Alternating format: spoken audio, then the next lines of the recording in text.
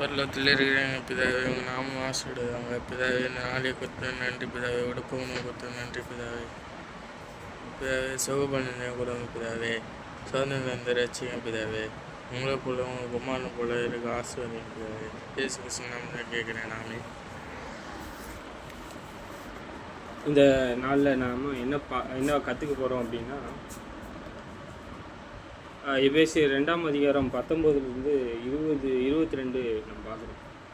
ஒவ்வொருடைய தேவனுடைய பிள்ளைகளும் எப்படிப்பட்டவர்களாக தேவனானவர் அவருடைய ஆலயத்தில், அதாவது பூமிக்குரிய ஆலயம் இல்லை, ஆவிக்குரிய ஆலயத்தில் அது பரிசுத்தம் உள்ளதாக இருக்குது. அதில் நம்மளை என்ன வச்சுருக்காரு அப்படின்னா, நம்ம அதில் பரிசுத்தமாக ஜீவனுள்ள கல்லாக நம்ம அதில் வைக்கப்பட்டிருக்கோம். 19 சொல்கிற, ஆகையால் நீங்கள் இனி அந்நியரும் பரதேசியமாயிராமல் பரிசுத்தவான்களோட ஒரே நகரத்தாரும் தேவனுடைய வீட்டாரமாயிருந்து அப்போஸ்தலர், தீர்க்கதரிசிகள் என்பவைகளுடைய அஸ்திபாரத்தின் மேலே கட்டப்பட்டவர்களாயும் இருக்கிறீர்கள். அதற்கு இயேசு தாமே மூலைக்கல்லாக இருக்கிறார். அவர் மேல் மாளிகை முழுவதும் இசைவாய் இணைக்கப்பட்டு கர்த்தருக்குள் பரிசுத்த ஆலயமாக எழும்புகிறது.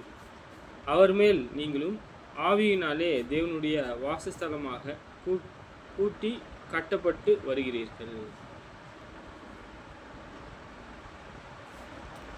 நம்ம என்ன பார்க்குறோம் இங்கே? தேவனுடைய பிள்ளைகள் தேவனுடைய ஆலயத்தில் எப்படி இருக்காங்க? சரி, உலகத்தார் தான் நம்மளை எப்படி நடத்துகிறாங்க அப்படின்னா கேவலமாக இல்லையா? நம்மளை பார்த்தா, கிறிஸ்தவர்களை பார்த்தா என்ன நினைப்பாங்க? கேவலமாக. ஏன் அப்படி?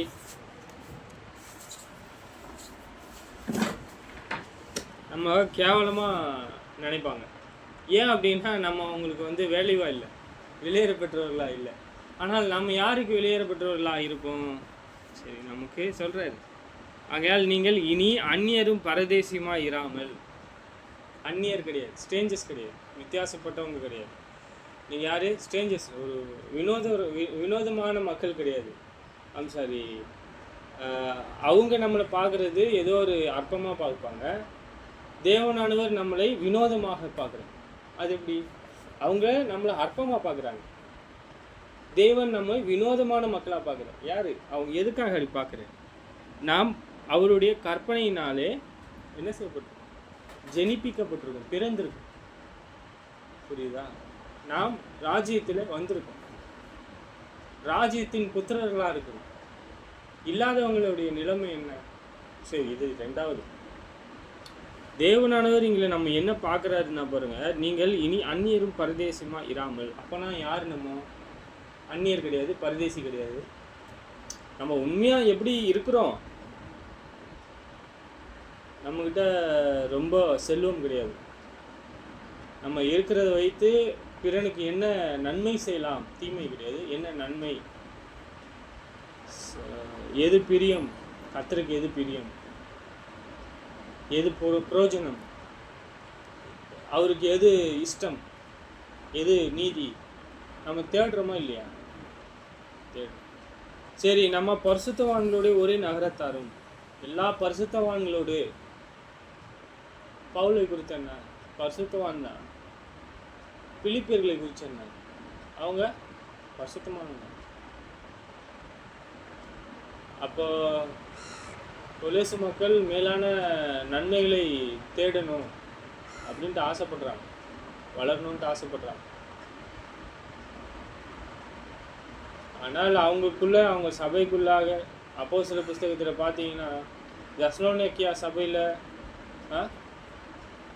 தீமோத்தி புஸ்தகத்தில், எபேசு சபையில், இதெல்லாம் என்ன இருந்துச்சு அப்படின்னா, மூப்பர்களுக்குள்ளாக மூப்பர் இருக்காங்க இல்லையா, அவங்கக்கிட்டேயே சில தவறுகள் இருந்ததே நம்ம பார்க்குறோம். ஏன் பார்க்குறோம் அப்படின்னா, எல்லா மனுஷனும் சொல்கிறாங்க, எந்த மனுஷனும் பூர்ணமாக இருக்க முடியாது. எந்த மனுஷனும் இருக்க முடியும், எல்லா மனுஷனும் பூரணமாக இருக்க முடியும். எந்த மனுஷனும் நம்ப முடியாது. நம்புவது பூரணம் வித்தியாசம் இருக்கு. பூரணம் என்பது நான் ஒன்றை என்னை நான் பூர்ணப்படுத்திப்பது, இயேசுவை போல. அவருடைய பிரமாணத்தை வைத்து என்னை நான் பரிசுத்தப்படுத்திக் கொள்ளணும். புரியுதுங்களா? இது எல்லா கேள்விதான். சரி, நம்ம என்ன பார்க்குறோம் அப்படின்னா, நம்புவது அப்படின்னா இவங்க இருக்காங்க, எனக்கு தெரியாது, பரலோகம் ஒன்று இருக்கிறது, நான் காணலை, அதற்கான சாட்சி இருக்கு, நான் நம்புகிறேன், அதுக்கான சாட்சி இருக்கு. நான் நம்புவதற்கு ஏதுவாக தேவனானவர் என்ன செஞ்சிருக்காரு? முழு நிச்சயமான முழுமையான சாட்சி கொடுத்துருக்காரு. நித்தியத்தை குறித்து நான் முழுவதுமாக நம்புகிறேன். இப்போ கூட பாருங்களேன், நம்ம என்ன விசுவாசிக்கிறோன்னா, இனிய அந்நியரும் பரதேசியமாக இராமல். இப்போ கூட பாருங்க, நம்ம யாரு? அந்நியர் கிடையாது. தேவனுக்கு ஏற்ற போல நம்ம அந்நியர் கிடையாது, நாம் பரதேசி கிடையாது, பரிசுத்தவான்களோடு ஒரே நகரத்தாரும். எப்படி? ஒரே நகரத்தாரும் சொல்லு. தேவனுடைய வீட்டார். அது ஒரு வீடா? தேவனானவர் நமக்கு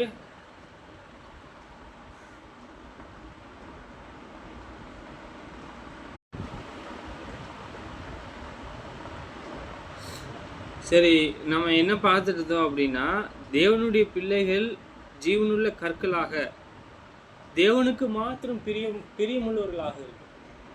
உலகத்தில் உள்ளவைகளும் நம்ம அன்பு கூறல, அவளுடைய கிரியைகள் பொல்லாதது நீங்கள் சாட்சி கொடுத்தீங்கன்னா கண்டிப்பாக பகைப்பாங்க. யார் உங்களை கடிந்து கொண்டா நேசிப்பாங்க? சகோதரில் யாரும் கிடையாது. யாரும் உங்களை நேசிப்பதற்கெல்லாம் ஆள் இல்லை. நமக்கு என்ன தேவை இருக்குது அப்படின்னா உணர்ந்து கொள்ளுதல். நமக்கு என்ன தேவை இருக்குது? உணர்ந்து கொள்ளுதல். அந்த உணர்ந்து கொள்ளுதலை எப்படி பெற்றுக்கொள்வது? நம்ம என்ன செய்யணும்? உணர்ந்து கொள்வதற்காக என்ன செய்யணும்?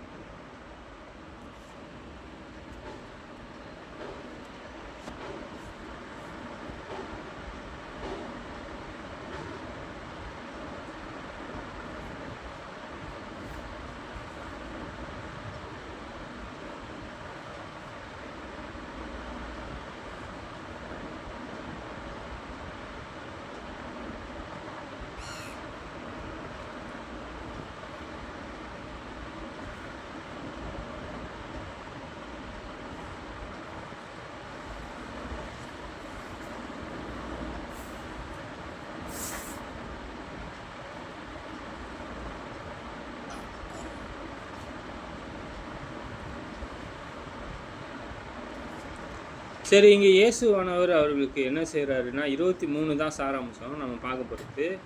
இங்கே இயேசு சொல்வது யோவான் 8:41 சொல்கிறாரு. 41லேருந்தே நம்ம பார்க்க போகிறோம். நீங்கள் உங்கள் பிதாவின் கிரியைகளை செய்கிறீர்கள் என்றார். அதற்கு அவர்கள், நாங்கள் வேசித்தனத்தினாலே வேசித்தனத்தன் பிறந்தவர்கள் அல்ல, ஒரே பிதா எங்களுக்கு உண்டு, அவர் தேவன் என்றார்கள். புரியுதா? இயேசு சொல்கிறாரு, இயேசு அவர்களை நோக்கி, தேவன் உங்கள் பிதாவாயிருந்தால் என்னிடத்தில் அன்பாயிருப்பீர்கள், என்னில் நான் தேவனிடத்தில் இருந்து வந்திருக்கிறேன் என்றும் நான் சுயமாய் வரவில்லை, அவரே என்னை அனுப்பினார். இதுதான் சாராம்சம். அவங்ககிட்ட 2 பேரும் பேசிகிட்டு இருக்காங்க, டிஸ்கஷன் பண்ணுறாங்க. இங்கே ஒருத்தருக்கு உணர்ந்து கொள்ளுதல் கிடையாது, கம்மியாக இருக்குது சில மக்களுக்கு. என் வார்த்தைகளை நீங்கள் ஏன் அறியாதிருக்கிறீர்கள்? இதுதான் நம்ம பார்க்க போகிறது.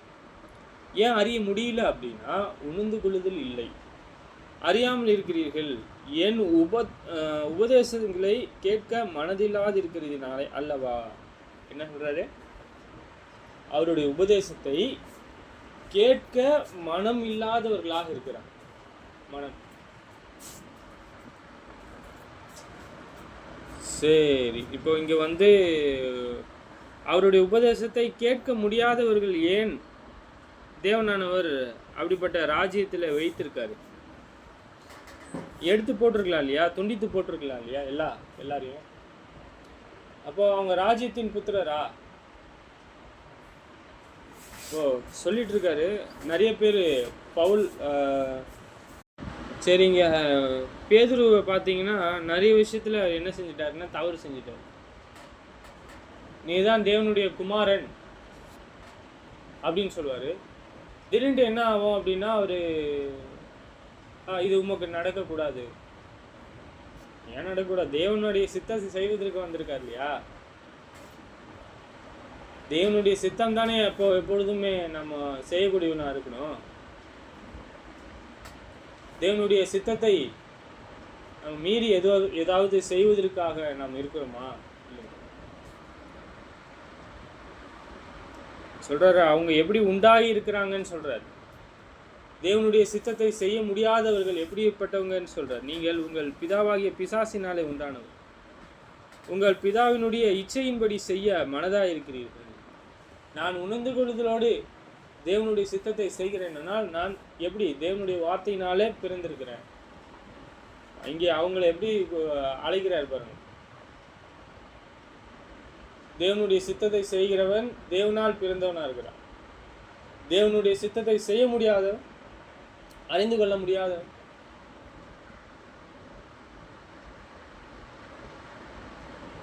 நீங்க சொல்றாரு, என் வார்த்தையை நீங்கள் ஏன் அறியாது இருக்கிறீர்கள்? அறியல அப்படின்ற, அறிய முடியல.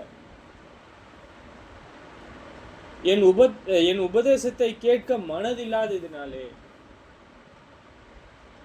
ஏன் வர முடியல அப்படின்னா, ஏன் பேசிக்கிட்ட வர முடியல அப்படின்னா, அவருடைய உபதேசத்தை கேட்க முடியாம இருக்கிறாங்க. மனதில்லைன்னு சொல்ற.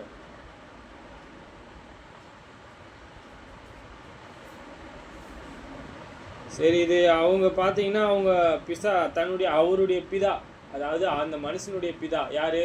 பரிசேயர்களுடைய பிதா யாரு? பிசாசினால உண்டானவர்கள். அவன் தான் அவங்களுடைய இச்சையின்படி செய்கிறான், அவனுடைய இச்சையின்படி இவங்க செய்யறதுனால அப்படின்னு சொல்லி விடுகிறான். நம்ம தேவனுடைய சித்தத்தை செய்வதற்கும் பிசாசினுடைய இச்சையின்படி செய்வதற்கும் வித்தியாசம் வேறுபடுத்தி காட்டுறாரு.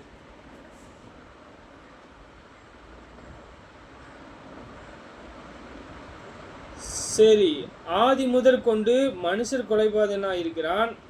சத்தியம் அவனிடத்திலே இல்லாதபடியால் அவன் சத்தியத்திலே நிலைத்திருக்கவில்லை. அவன் பொய்க்கு பிதாவுமாய் இருக்கிறபடியால் அவன் பொய் பேசும்போது தன் சொந்தத்தில் எடுத்து பேசுகிறான்.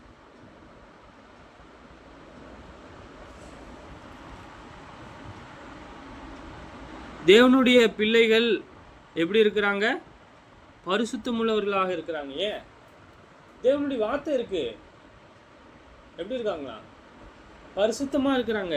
இயேசுவே தான் அவங்கள்ட்ட சொல்றார்.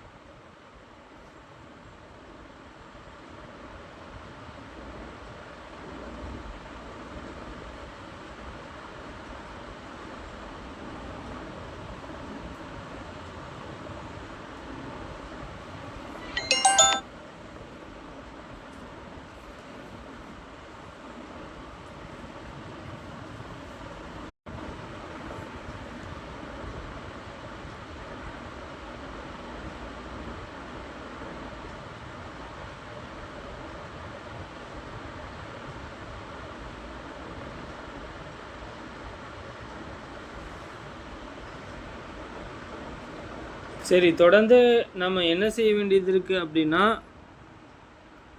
தேவனுடைய நன்மைகளை, தேவனுடைய ஆவிக்குரிய நன்மைகளை நம்ம என்ன செய்ய வேண்டியது இருக்குது? எடுத்துக்கொள்ள வேண்டியது இருக்குது. ஆவிக்குரியது என்றால் என்ன?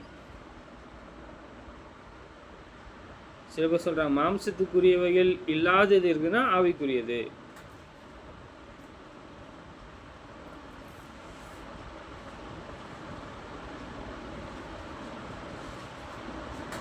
சரி, இங்கே பாருங்கள், நம்ம யாருக்கு உட்பட்டவர்கள் என்று சொல்கிறாரு. நான் புதிய ஏற்பாட்டு காலகட்டத்தில் நீங்கள் தான் என்னவா இருக்கிறீங்க அப்படின்னா ஆலயம், தேவனுடைய ஆலயம். அந்த ஆலயம் பரிசுத்தமாக இருக்கிறது. எப்படி இருக்கு? பரிசுத்தமாக இருக்கு.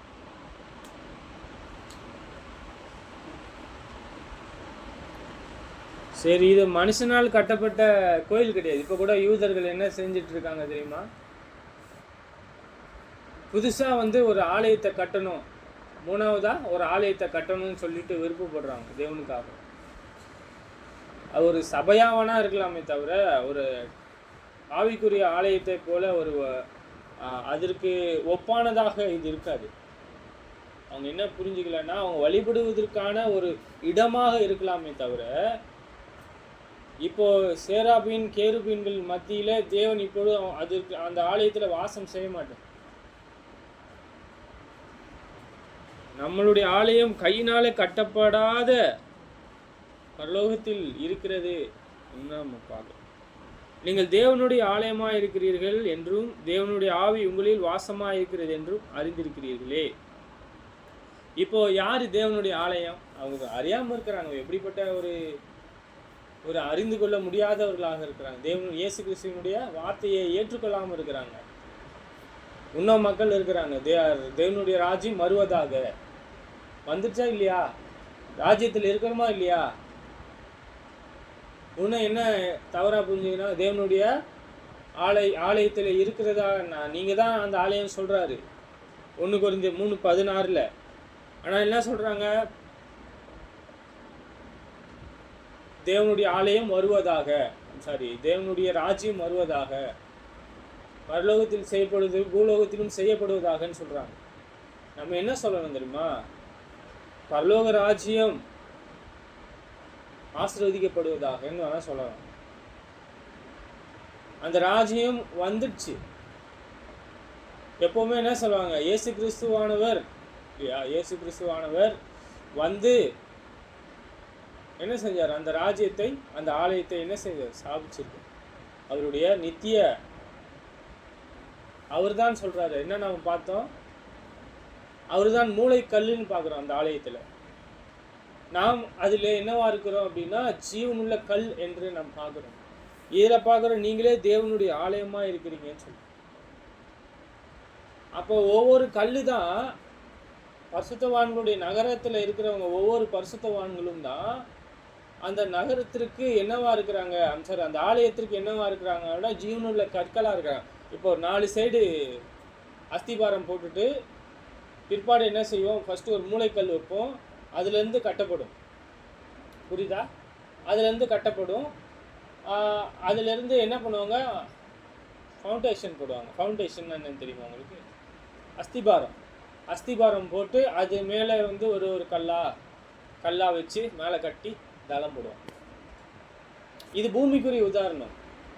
இதுதான் சொல்கிறாரு 1 கொரிந்தியர் எபேசியர் புஸ்தகம் 2:20-22 இதெல்லாம் பாருங்கள். கூட்டி கட்டப்பட்டு வருகிறீர்கள் என்று சொல்றார்.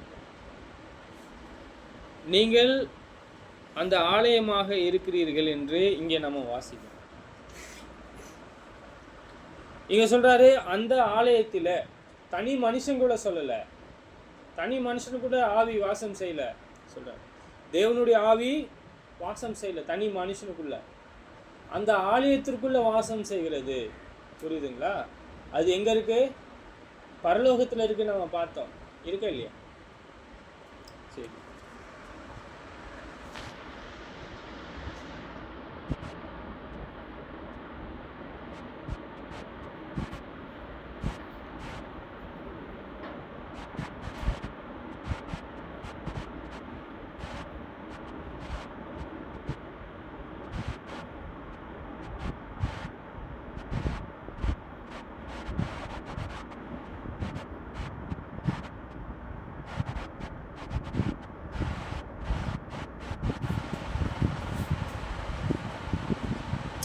ரோமர் 8:11 பார்க்குறோம். அன்றியும் இயேசுவை மரித்தோரிலிருந்து எழுப்பினவருடைய ஆவி உங்களில் இருந்தால் கிறிஸ்துவே மரித்தோரிலிருந்து எழுப்பினவர். பாருங்க, என்ன தெரியுது பாருங்க. அன்றியும் இயேசுவை மரித்தோரிலிருந்து எழுப்பினவருடைய ஆவி. யார் எழுப்பினா? அது உங்களுக்குள்ள எந்த ஆவி இருக்கு? அந்த ஆலயத்தில் என்ன ஆவி இருக்கு? அந்த ஆலயத்தில் என்ன ஆவி வாசமாக இருக்குது? பரிசுத்த ஆவி, தேவ ஆவி. சொல்றாரு, மரித்தோரிலிருந்து எழுப்பினவருடைய ஆவி. யார் எழுப்புனா? தேவனுடைய, ரோமர் புஸ்தகத்தில் பார்த்துருக்கோம், அவருடைய மகிமையின்படினால அவர் என்ன செஞ்சிருக்காரு? எழுப்பப்பட்டிருக்காரு. இங்கே பாருங்க, மரித்தோரிலிருந்து எழுப்பினவருடைய ஆவி உங்களில் வாசமாக இருந்தால் இருக்கு. அங்கே என்ன செய்யுது? அங்கே வாசமாக இருக்குன்னு நம்ம பார்த்தோம். இங்க சொல்றாரு, நாம் கெடுக்கப்படாமல் இருப்போமானால் என்ன எப்படி கெட்டு போவோம்? அதுல இருந்து தொடர்ந்து எடுத்துடுறாரா அந்த ஆலயத்திலிருந்து? இல்ல சகோதரரே, சகோதரிகளே, பாருங்க, ஆவிக்குரிய அந்த ஆலயத்திலே நீங்கள் ஒரு ஜீவனுள்ள கல்லா இருக்கிறீங்க, ஜீவனா இருக்கிறீங்க. எப்பவுமே தீமை செய்யும் போது சரி, பரிசுத்தத்தை எடுத்துக்கொள்ளும் பொழுது, தீமை விட்டு விலகும் பொழுது, நன்மை செய்யும் பொழுது, இரக்கத்தை காண்பிக்கும் பொழுது, ஒருவருக்கு ஒருவர் அன்பு கூறும் பொழுது, ஆவியில் எளிமையா இருக்கும் பொழுது, நீதியின் மேல் பசிதாகம் இருக்கும் பொழுது, இதெல்லாம் நன்மை. சகோதர அன்பை கூட்டி வழங்கும் பொழுது, இதெல்லாம் நன்மை.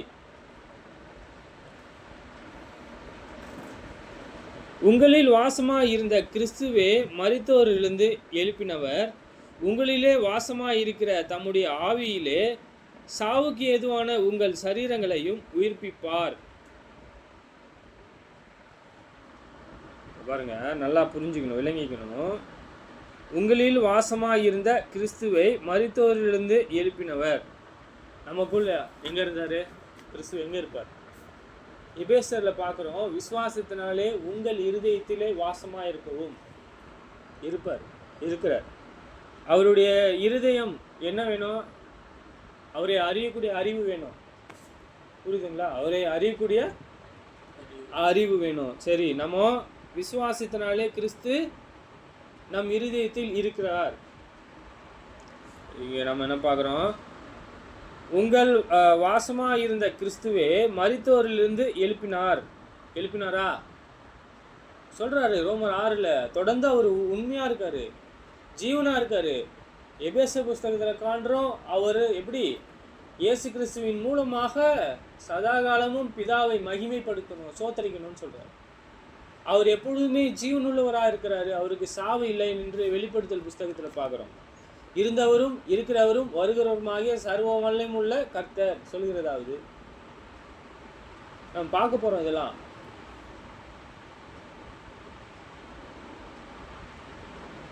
பாருங்க, எழுப்பினவர் உங்கள் வாசமாய் இருக்கிற தம்முடைய ஆவியிலே சாவுக்கு ஏதுவான உங்கள் சரீரங்களையும் உயிர்ப்பிப்பார்.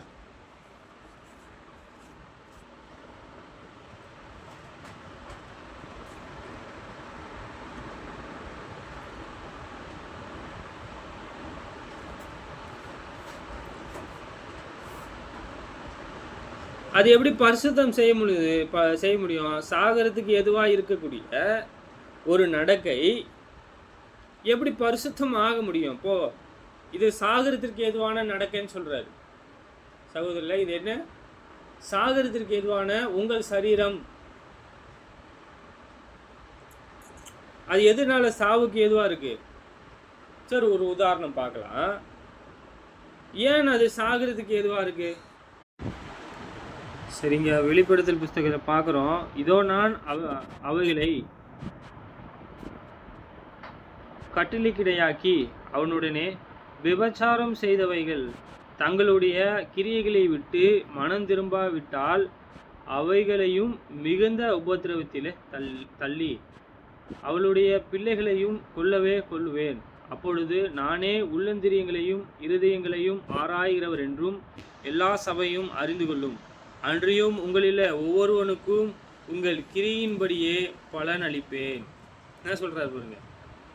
சரி, இது பயமுறுத்தத்துக்காக அந்த சபையை சொல்லலை, இது மிகப்பெரிய எச்சரிப்பு சகோதரர்களே. இது என்னவா இருக்கு? மிகப்பெரிய எச்சரிப்பு. சொல்றாரு, அவனுடைய பிள்ளைகளையும் கொல்லுவேன். யார் இப்படி சொல்றாரு? ஏன் அது எப்படி சாகிறதுக்கு ஏதுவாக தேவனானவர் கடிந்து கொள்வதற்கு ஏதுவாக ஆயிற்று? இங்க சொல்றாரு 22ல், இதோ நான் அவைகளை கட்டளைக்கிடையாக்கி அவனுடனே விபச்சாரம் செய்தவர்கள் தங்களுடைய கிரியைகளை விட்டு மனம் திரும்பாவிட்டால் அவர்களையும் மிகுந்த உபத்திரவத்திலே தள்ளி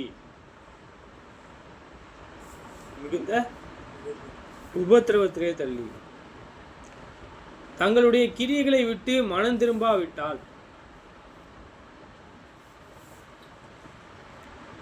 அவர்களுடைய பிள்ளைகளையும் கொல்லவே கொல்லுவேன். அப்பொழுது நானே உள்ளந்திரியங்களையும் இருதயங்களையும் ஆராய்கிறவர் என்று எல்லா சபையும் அறிந்து கொள்ளும். அன்றியும் உங்களிலே ஒவ்வொருவனுக்கும் உங்கள் கிரியைகளின்படியே பலனளிப்பேன்.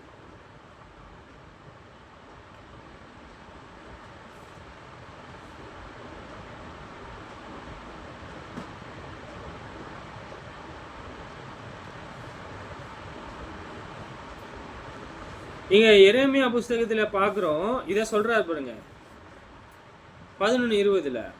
சேனைகளின் கர்த்தாவே, உள்ளந்திரியங்களையும் இருதயத்தையும் சோதிக்கிற நீதி உள்ள நியாயாதிபதியே, நீர் அவர்களுக்கு நீதியை சரிகட்டுகிறதை பார்ப்போனாக. என் வாழ்க்கை உமக்கு வெளிப்படுத்து விட்டேன் என்றார். என்ன சொல்றாரு?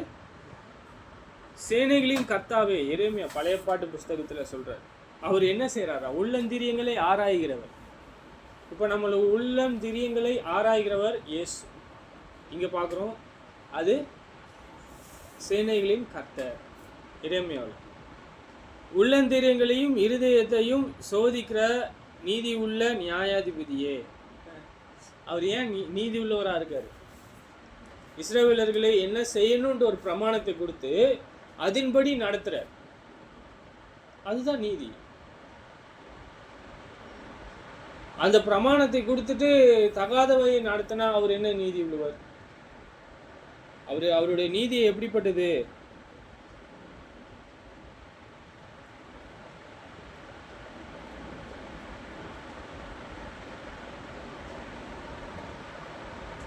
சரி, நம்ம பார்க்குறோம் சங்கீதம் 62:12 பாருங்க. கிருபையும் உம்முடையது, ஆண்டவரே தேவரீர் அவனவன் செய்கிறதற்கு தக்கதாக பலனளிக்கிறீர். எப்படி செய்கிறாரு? ஒன்று குத்துட்டு வேற ஒன்றத்தை அவர் திணிக்கல. சகோதரர்களே, உண்மையானவர்கள் அப்படின்னா உண்மையானவர் அப்படின்னா என்ன? பிரமாணத்தை கொடுத்தா பிரமாணத்தின்படி செய்யணும். புரியுதுங்களா? இயேசுவானவர் எனக்கு ஒரு பிரமாணத்தை கொடுத்துட்டு வேற ஒன்றின்படி என்ன தீர்ப்பு செய்வாரா? என் கிரியையின்படி எனக்கு தீர்ப்பு தரேன்னு சொல்றேங்க. பாருங்க என்ன சொல்றார்? அவருடைய பிள்ளைகளையும் கொல்லுவேன், அப்பொழுது நானே உள்ளந்திரியங்களையும் இருதயத்தையும் ஆராய்கிறவர் என்று எல்லா சபையும் அறிந்து கொள்ளவும் அறியவும் உங்களிலே ஒவ்வொருவனுக்கும் உங்கள் கிரியின்படியே பலனளிப்பேன். எப்படி அளிக்கிறாரா? என் கிரியின்படி, என் விசுவாசத்தின் அளவின்படி. பாருங்க, கிருபையும் உம்முடையது, ஆண்டவரே தேவரீர் அவனவன் செய்கிறதற்கு தக்கதாக பலனளிப்பீர்.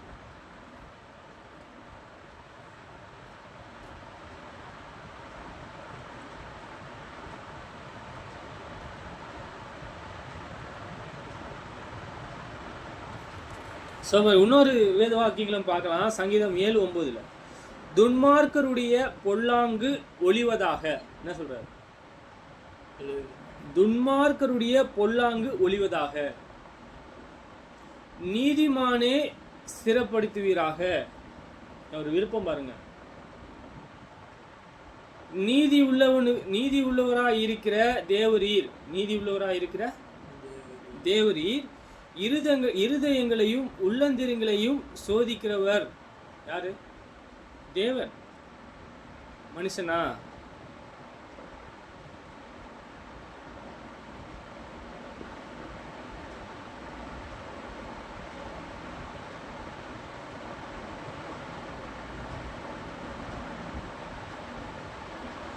சரி, எரேமியா புஸ்தகம் எரேமியா எரேமியா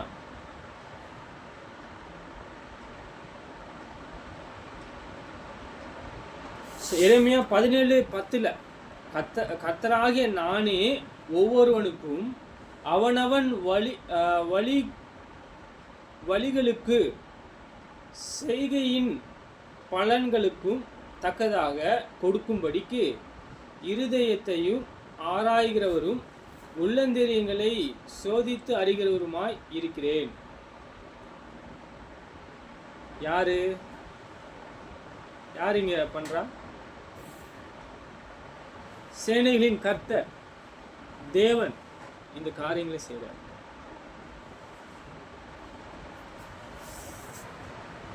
சரி, வெளிப்படுத்தல் புஸ்தகத்திலே இந்த சபையானது என்ன செய்ய வேண்டியது இருக்கு? மனம் மாற வேண்டியது இருக்கு.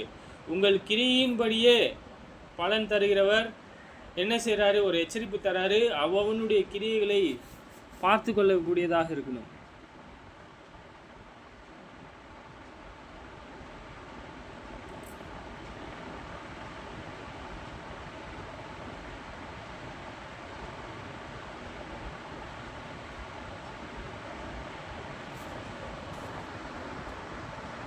இங்க இன்னொரு சபையானது இருக்கு சகோதரர்களே. தேறினவர்களாக இருப்பார்களானால் எப்படி? இதெல்லாம் செய்ய மாட்டாங்க. தேறினவர்களாக இருக்கணும், பரிசுத்தமா இருக்கணும். அப்படின்னா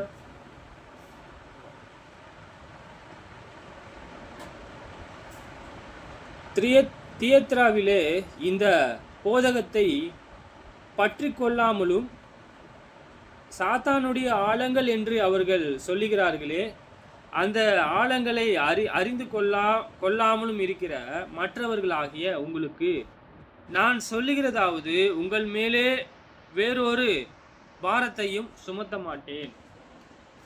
என்ன சொல்லிட்டாரு? ஏற்கனவே அவங்க பாரப்பட்டு தான் இருக்கிறாங்க, ரொம்ப வருத்தப்படுறாங்க, ரொம்ப நிந்திக்கப்படுறாங்க. சாத்தானுடைய ஆழங்களை அறிந்து கொள்ள மற்றவர்கள் பிரியப்படுறது போல இவங்க பிரியப்படல, நீதியில நடக்க மனதா இருக்கிறாங்க. சரி, உங்களுக்கு என்ன இருக்கு? சோதனை வருது.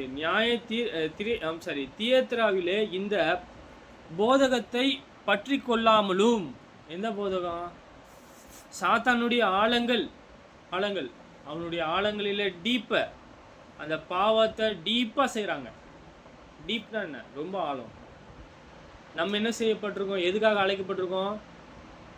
அன்பிலே நீளமும் அன்பிலே ஆழமும் உயரமும் இன்னதென்று நாம் அறிந்து கொள்ள அழைக்கப்பட்டவர்களா இருக்கிறோம். ஆனா இங்க என்ன சொல்றாங்க? சில பேர் சாத்தானுடைய ஆழங்களை என்று அவர்கள் சொல்லுகிறார்களே, அந்த ஆழங்களை அறிந்து கொள்ளாமலும் இருக்கிற மற்றவர்களாகிய உங்களுக்கு, கை கொள்றவங்களை குறித்து சொல்ல, கை கொள்றவங்களை குறித்து சொல்றாரு. உங்களுக்கு நான் சொல்லுகிறதாவது, உங்கள் மேல் வேறொரு பாரத்தையும் சுமத்த மாட்டேன்.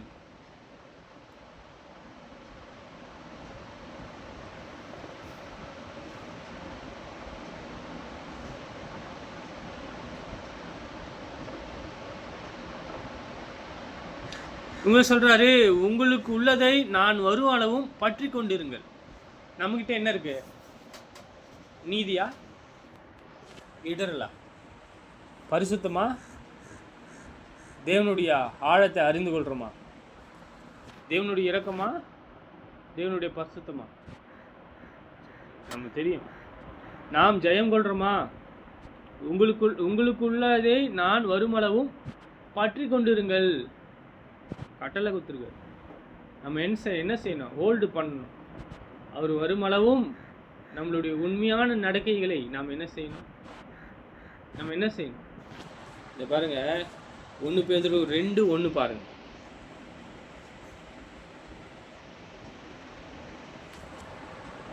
சரி, 1 பேதுரு 2 பேதுரு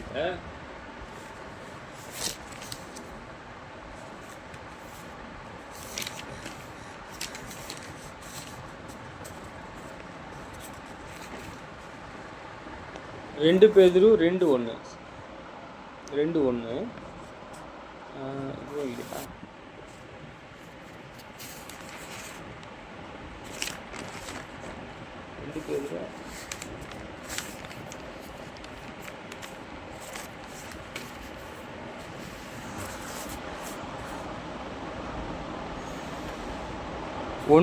பேதுரு 1 பேதுரு 2:1.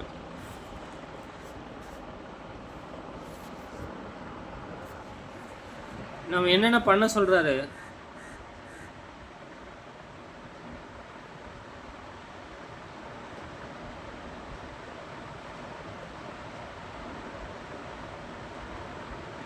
இப்படியாக கர்த்தர் தயவுள்ளவர் என்பதை நீங்கள் ருசி பார்த்தது உண்டானால், நாம் பார்த்துருக்கோமா? அவர் நம்மளை எப்படி ரட்சிப்பார், நம்ம கிரியின்படி அவர் பலனளிப்பார், அவர் நீதி உள்ளவர், எவ்வளோ பார்த்துருக்கோம். யாத்திராகம் புஸ்தகத்தில் நீங்கள் பார்த்தீங்கன்னா அவங்களை எவ்வளோ அதிகமாக தாங்குற இல்லையா? அவங்களுக்கு ஒரு சேதமும் வராதபடிக்கு அவங்களை எப்படி பார்த்துருக்காரு? தேவ தூதரிட்டு அவங்களை வழிநடத்தினது கொரிந்தி புஸ்தகத்தில் பார்க்குறோம். கிறிஸ்துவை அவரை வழிநடத்தியிருக்கார். மேக அக்னி ஸ்தம்பம், காலையில் மேக ஸ்தம்பம். இஸ்ரவேலர்கள் வனாந்தரத்தில் வரும் பொழுது எகிப்தின் பார்வோன் துரத்திட்டு வர்றாரு. என்ன செய்யப்படுறாரு அப்படின்னா, அவங்க கொலை செய்வதற்காக துரத்திட்டு வராங்க. சிவந்த சமுத்திரம் இரண்டாக பிரியுது. அதுக்கு நடுவில் வெட்டாந்தரையில் நடந்து போகிற மாதிரி நடந்து போகிறாங்க. பிற்பாடு இப்போ இதெல்லாம் அவங்க பார்த்தாங்களா? நம்ம நேற்று பார்த்தாங்க. அவருடைய தயவை என்ன செய்யல? அவருடைய தயவை அது அவர் தாவீதானவர் அவருக்கு கனத்தை கொடுத்ததை போல பிறன் அவங்களுக்கு செய்த நன்மைக்கான கனத்தை தேவனுக்கு கொடுக்கல. நாம் பார்த்தோம். அதற்காக என்ன செய்யல அப்படின்னா, தனக்கு தானே கொடுத்து கொண்டாங்க பரிசேயர்கள். சரிங்க, நம்ம பார்க்குறோம் அப்படின்னா சரியான உணர்ந்து கொள்ளுதல் தேவையாக இருக்கு. இங்கே பாருங்க, இப்படியாக கர்த்தர் தயவுள்ளவர் என்பதை நீங்கள் ருசி பார்த்தது உண்டானால், இங்கே சகலவித துர்குணம் எல்லாம் ஒழித்து, சகலவித கபடம், வஞ்சகம், பொறாமைகள், சகலவித புறங்கூறுதல் ஒழித்துவிட்டு புதிதாய் பிறந்த குழந்தைகளைப் போல திருவசனமாகிய களங்கமில்லாத ஞானப்பாலின் மேல் வாஞ்சியாய் இருக்க வேண்டும். புரியுதுங்களா? அவருடைய ஞானத்திலே நாம் என்ன செய்ய வேண்டும்? ஆர்வமுள்ளவர்களாக,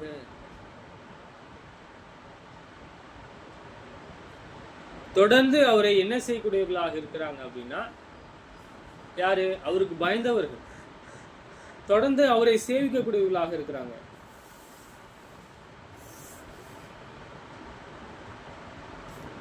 சங்கீதம் 34:8 பாருங்க, கர்த்தர் நல்லவர் என்பதை ருசி பாருங்கள், அவர் மேலே நம்பிக்கையா இருக்கிற மனுஷன் பாக்கியவான். யாரு?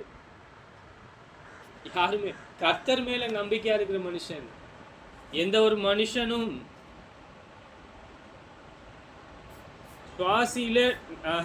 நாசியிலே சுவாசம் உள்ள மனுஷனை நம்பாதீங்க. என்ன பண்ணாதீங்க? நம்பாதீங்க. மனுஷரால் தள்ளப்பட்டதும் தேவனால் தெரிந்து கொள்ளப்பட்டதும் விலையேறப்பட்டதுமாயிருக்கிற ஜீவனுள்ள கல்லாகிய அவரிடத்திலே சேர்கிறவர்களாகிய நீங்களும்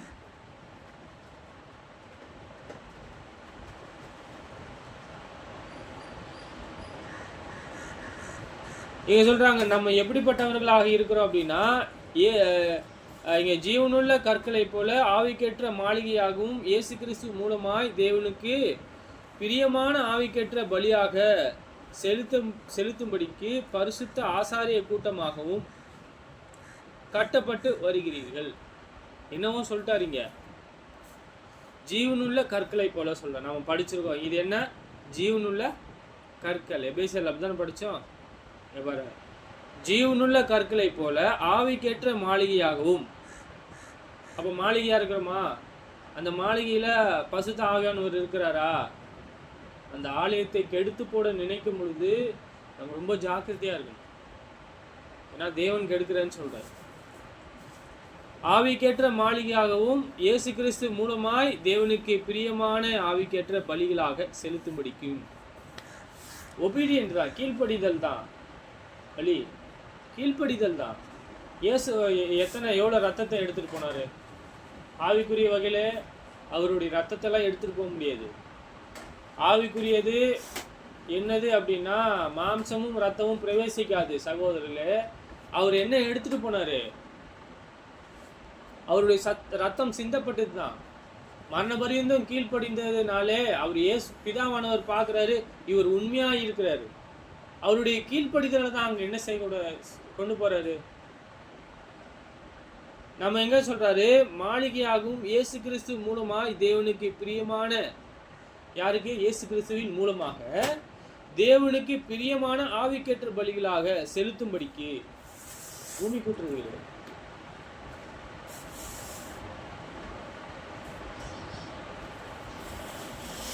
ஆவிக்கேற்ற பலிகளாக செலுத்தும்படிக்கு பரிசுத்த ஆசாரிய கூட்டமாகவும் கட்டப்பட்டு வருகிறீர்கள்.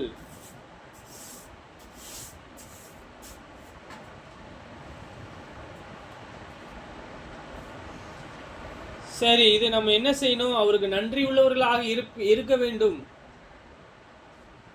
அதுதான் என்ன அப்படின்னா உதடுகளின் கனியாகிய சோத்திர பலி. புரியுதுங்களா? நம் நன்றி உள்ளவர்களாக இருக்கணும். இது உலகத்தார் சொல்ற மாதிரி சோத்திரம் சோத்திரம் சொல்றது கிடையாது. அவர் மேல் பிரியமாயிருந்தால் அவருடைய கற்பனைகளை கை கொள்ளணும். சரி, நான் எப்படி அறிந்து கொள்கிறேன் என்றால், நீங்கள் உண்மையானவர். நான் கற்பனையை பார்க்குறேன், உங்களுடைய வளர்ச்சியை பார்க்குறேன், உங்களுடைய இரக்கத்தை பார்க்குறேன், உங்களுடைய தயவை பார்க்குறேன், உங்களுடைய பரிசுத்தை பார்க்குறேன். நாம் பரிசுத்தமாக இருக்கிறோம். மேலே பார்த்தோம், நாம் வளரும்படி புதிதாய் பிறந்த குழந்தைகளைப் போல திருவசனமாக களங்கமில்லாத ஞானல் பானையின் மேலே வாஞ்சையாருங்கள். உண்மையான வேத வாக்கியங்கள், உண்மையான வாக்கியங்கள் எங்க இருக்கோ அதுல நம்ம வாஞ்சியா இருக்கணும். நிறைய பார்த்தீங்கன்னா நம்ம வளராதபடி என்ன செய்வோம் அப்படின்னா தடையானது இருக்கிறது.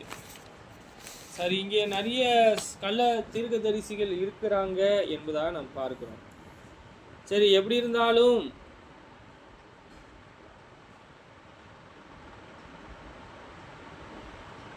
நம்ம என்ன செய்ய போகிறோம் அப்படின்னா ஆவிக்கேற்ற பலிகளாக செலுத்தும்படிக்கு பரிசுத்த ஆசாரிய கூட்டமாகவும் கூட்டி கட்டப்பட்டு வருகிறீர்கள். நம்ம ஆசாரியர்கள் அப்படின்னா அவங்களுடைய வேலை என்ன? ஆசாரியர்கள வேலை அவர் சொன்ன கற்பனைகளை கை கொள்ளணும், பரிசுத்தப்படுத்திக்கணும். ஆலயம் பரிசுத்தமாக இருக்குது, தேவன் கொடுத்த பிரமாணத்தின்படி அவங்களும் சுத்திகரிப்பு செய்யணும், மற்றவர்களையும் சுத்திகரிக்கணும். அப்படிதானே சொல்றாரு. ஆசாரியனுடைய பணி என்ன? அவருடைய பிரமாணத்தின்படி செய்து அவர்களை பரிசுத்த பண்ணிக்கணும். இங்க சொல்ற தேவனுக்கு பிரியமான ஆவிக்கேற்ற பலி சொல்ற ஒண்ணு, பரிசுத்த ஆசாரிய கூட்டமாகவும் கட்டப்பட்டு வருகிறீர்கள். நம்ம என்னவா இருக்கிறோம்? ஆசாரியர்கள், தேவனுக்கு சேவிக்கக்கூடியவர்களாக இருக்கிறோம். இந்த கனமான ஊழியத்திற்கு நம்மளை தெரிந்து கொண்டவர் யாரு அப்படின்னா, இதோ நம்மளுடைய காரியம் கிடையாது, இதெல்லாம் இது தேவனுடைய காரியமா இருக்கிறது. தொடர்ந்து நாம் தேவனுடைய நன்மைகளை நாம் தொடர்ந்து அறிந்து கொள்ளக்கூடியவர்களாக இருக்கணும். நாம் ஆவிக்குரிய மாளிகையாகவும் ஆசாரிய கூட்டமாகவும் இருக்கிறோம் என்பதை நாம் மறக்கக்கூடாது. நாம் இந்த நேரத்திலே ஜெபித்து கடந்து செல்வோம்.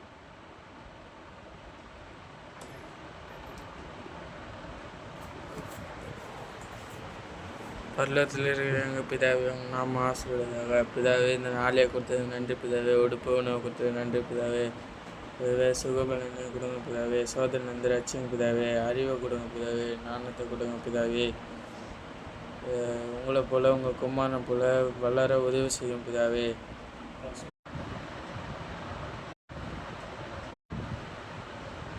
நாம கேட்குறேன். நாம